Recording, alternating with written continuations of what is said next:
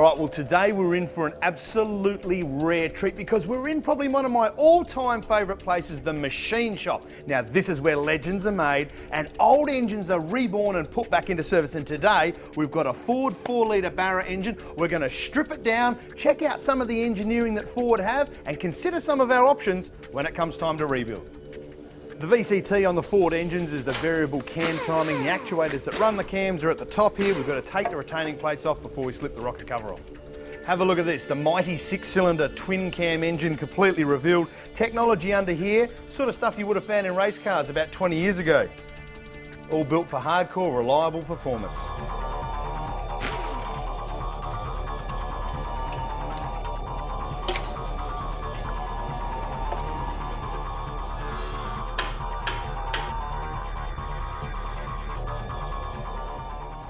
Okay, with the timing cover off the front of the engine, gives us a chance to have a bit of a look. You can see the timing chain going around the cams. We've got the recess for the water pump over here, and out the back, the oil pump.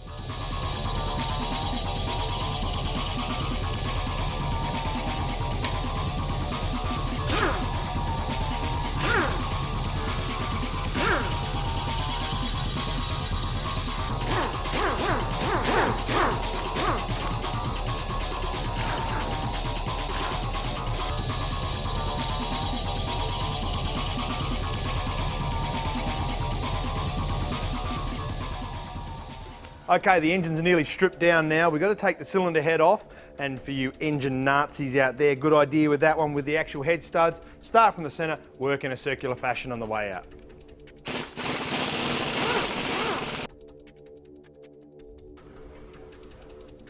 Now the Ford Barra engine is a good thing to start off with, but the weak link in the chain when you're chasing performance is the valve springs. They tend to go a bit soft when you're pushing the high RPM. So make sure you pay attention to these, and we'll cover it a little bit later on.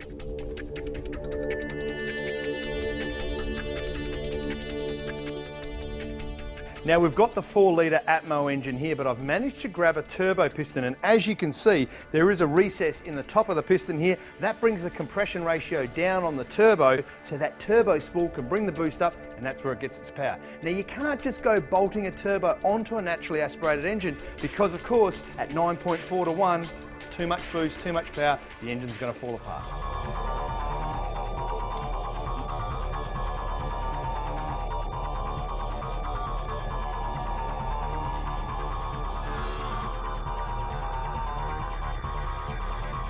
This latest generation Ford engine is built tough. Have a look at the bolts on the side. They go through to the main caps at the bottom of the engine, making the sump a stressed member. Now I tell you what, on the evolutionary scale, you think back to the 144 of the early days, these things are engineering overkill.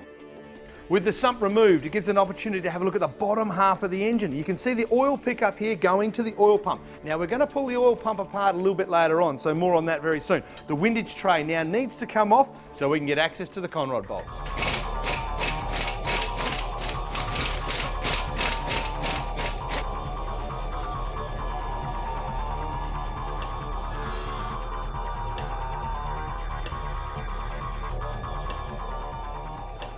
Okay, I've taken the big end cap off now, and what I'm going to do is protect the crank by sliding on some rubber hose onto the rod bolts. I do this because when I push it past the crank, it protects the journal and prevents disaster later on.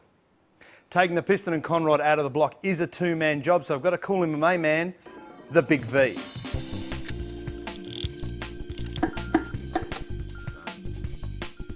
Job well done.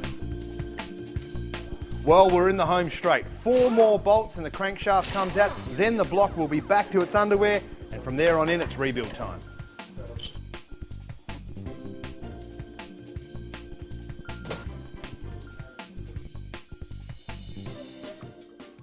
Now, before you ask the question, can I bolt this cylinder head to my early E-Series? Well, the answer to that question is no. You're gonna have to go for the whole engine, but don't worry about it because the conversion is dead simple.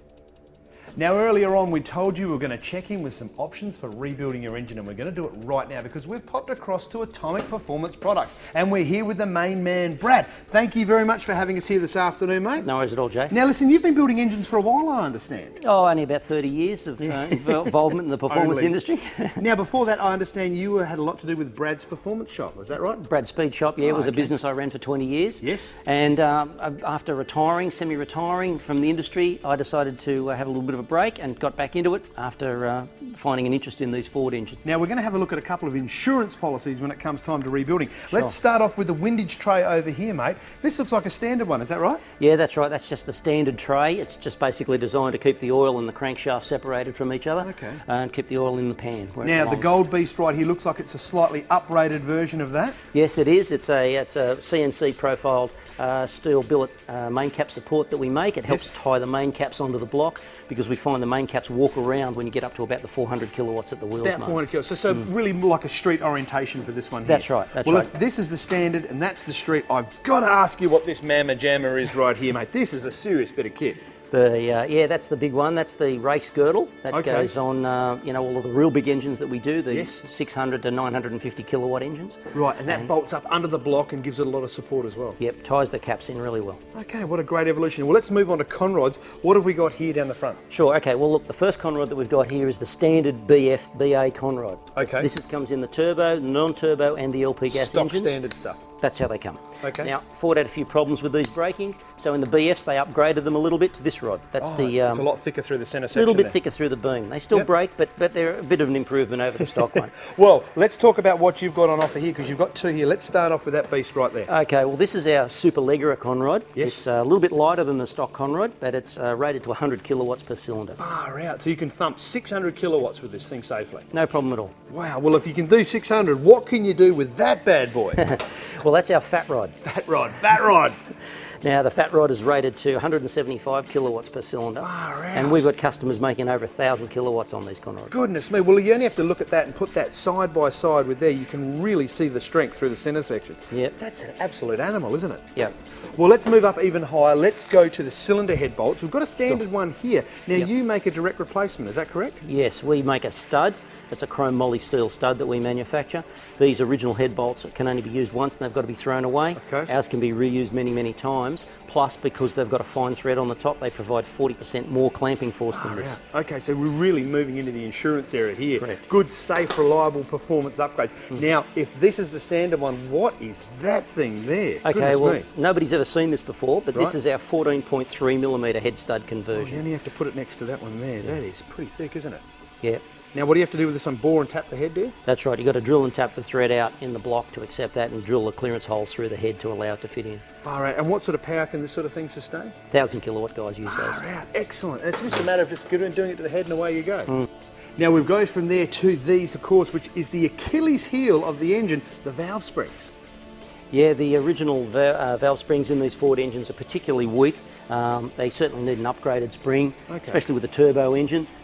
Turbo boost pressure pushes the inlet valve off the seat and you end up with bad misfiring in the engine. And these just drop straight in? Total drop-in replacement, you don't need a new retainer or anything, they just fit straight in. Okay, well, talking about keeping the engine going, keeping the lifeblood, we've got a modified oil pump. Let's have a look at that. Okay, well, the oil pumps, as you know, are driven off the snout of the crankshaft. That's correct. They have a sintered gear, and these sintered gears smash because of the torsional moment on the cranks. With all the power going through, they just obliterate it. They just smash to pieces. Rightio. So we make a EDM wire cut chrome moly gear set. Far out. Sounds pretty hardcore. Let's go. What is it? Okay, it's a direct replacement set of these sintered gears which go into our oil pump, but we do more than just put these oil pump gears into the pump. Right. We also modify all the pressure relief valve circuitry in the pump to allow the engine to bleed off enough oil at high RPM. I had a bit of a look. You've got your conrods here, but do you guys do pistons? Certainly do. What have you got for me? Well, we've got these pistons here. These are made by Ooh. These are made by Marl. in Germany for us. Yeah, okay. This is the latest piston that we have in the evolutionary process of pistons for these BA engines. And what sort of power do they support? We put these in all our engines, 600 to 950 kilowatts. Now let's talk about the purple beast up the front here. Okay, that's our ANDRA approved harmonic balancer. Right. These go onto the end of the snout of the crankshaft in the normal fashion. All the pulleys and everything line up totally standard. It absorbs about 50% more torsional vibration than the stock balancer. Yep. And being a full steel chromoly construction, it's ANDRA approved. So the quick running guys have to have one of these on their car. Definitely. We give a lifetime warranty on that. You won't break it. Well, all the products you have here essentially aren't really performance products. They're not going to make your car go faster, but as an insurance when you are rebuilding an engine for performance, every single one of these items here, it's good to know that you've got them in the engine. That's right. You have to have this level of componentry in the engine if you want to make the big power and keep it reliable. They are a really good insurance policy. If you're rebuilding the engine, definitely have a look at this. And mate, thank you very much for walking us through the No products. worries at all. Thank you. Excellent. Thanks a lot.